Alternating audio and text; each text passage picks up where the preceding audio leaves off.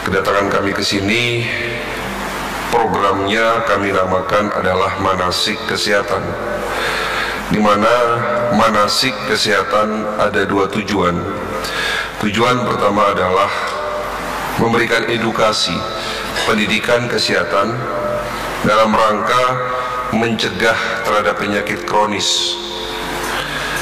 Penyakit kronis seperti yang kita ketahui, contohnya diabetes, hipertensi, asam urat, sakit jantung koroner, stroke, gagal ginjal, bahkan penyakit kanker. Dari tahun ke tahun angkanya terus bertambah, Bapak Ibu sekalian. Kami mendapatkan laporan dari Kementerian Kesehatan Indonesia, masyarakat Indonesia yang sakit kronis di tahun 2017, 2 tahun yang lalu. Jadi update terbaru itu baru 2 tahun yang lalu. Ternyata angkanya naik sampai dengan 57%. Jadi perlu adanya upaya pencegahan, Bapak Ibu sekalian, yang mudah-mudahan kegiatan manasik kesehatan di masjid ini menjadi ilmu yang bermanfaat.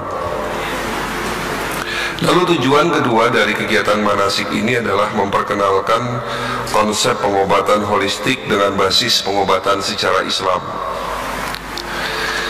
Jadi alhamdulillah kegiatan manasik ini sudah kami jalankan lebih dari 2 tahun, yang memang programnya kami tujukan langsung kepada masyarakat, tepatnya para jemaah, bapak-bapak, ibu-ibu pada sholat subuh hari Jumat, Sabtu, dan Minggu. Jadi keliling Jabodetabek hanya bisa kami lakukan weekday, weekend, hari Jumat, Sabtu, dan Minggu. Yang sekali lagi alhamdulillah ya, kami bisa hadir di masjid ini, bersilaturahim, bertatap muka langsung dengan para jemaah, bapak-bapak, ibu-ibu sekalian. Saya di sini duduk sebagai dokter spesialis naturopati, mewakili klinik holistik Rumah Sehat Holistik Indonesia.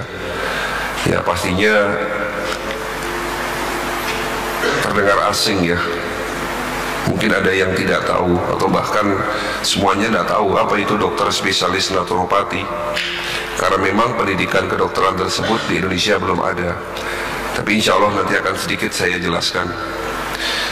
Dan hari ini kita juga akan sama-sama belajar 40 menit dengan tema judulnya adalah kenapa penyakit kronis sulit untuk disembuhkan. Jadi Bapak Ibu yang sudah divonis oleh dokter sakit diabetes, hipertensi, apalagi sakit jantung, stroke, itu adalah penyakit yang dalam ilmu kedokteran medis dikatakan tidak dapat disembuhkan dan harus minum obat seumur hidup. Tetapi kita sering mendengar Rasulullah SAW bersabda, likulli da'in dawaun, setiap penyakit pasti ada obatnya.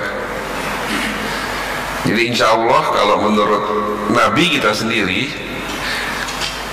penyakit diabetes bisa disembuhkan Bapak Ibu sekalian.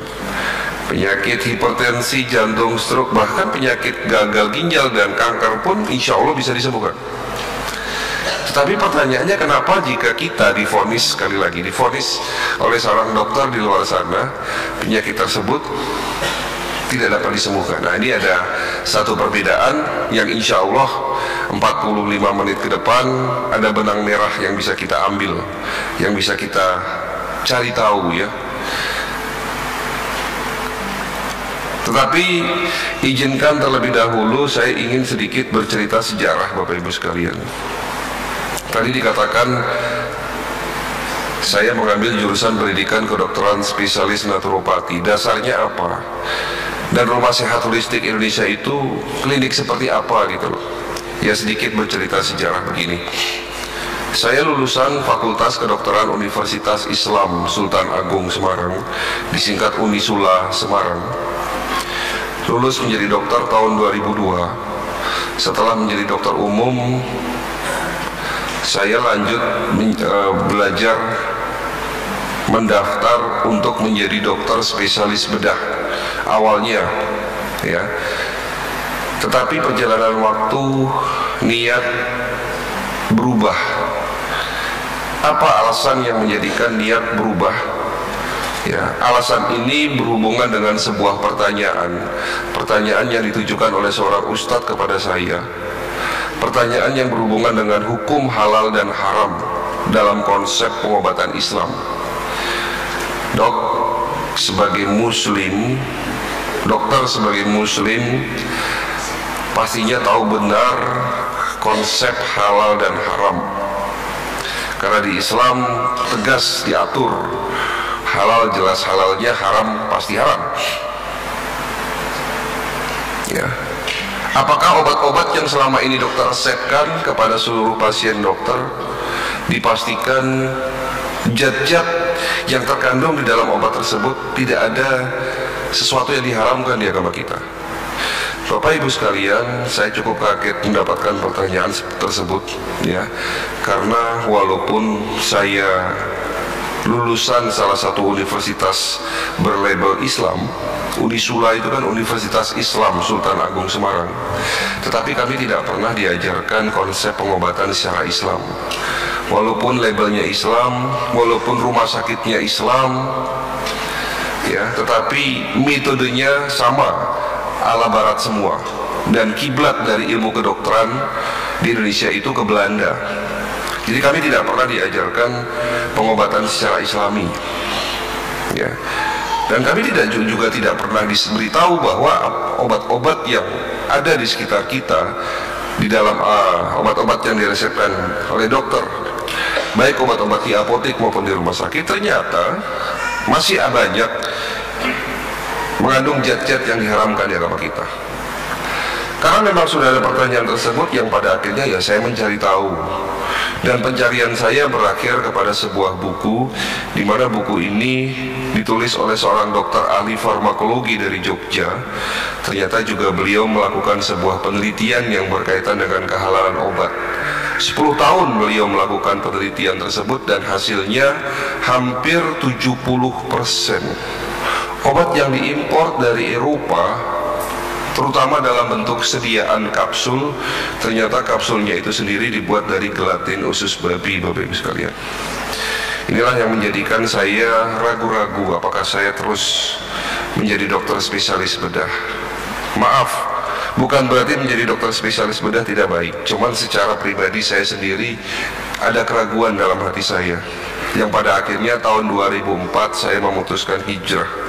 Hijrah bukan pindah kota, tapi benar-benar hijrah, meninggalkan pengobatan yang dilarang oleh agama kita, terutama memakai obat-obat yang diharamkan. Yang pada akhirnya saya belajar pengobatan tradisional, tepatnya di Institut Al-Wahidah Malaysia. Ya, jadi saya belajar di Institut Al-Wahidah Malaysia. Tahun 2010 saya berangkat ke Malaysia juga dalam rangka mendalami tahun 2010 saya berangkat ke Cina, tepatnya di 2 kota, Beijing dan kota Ankou, juga dalam rangka mendalami pengobatan tradisional Chinese medicine.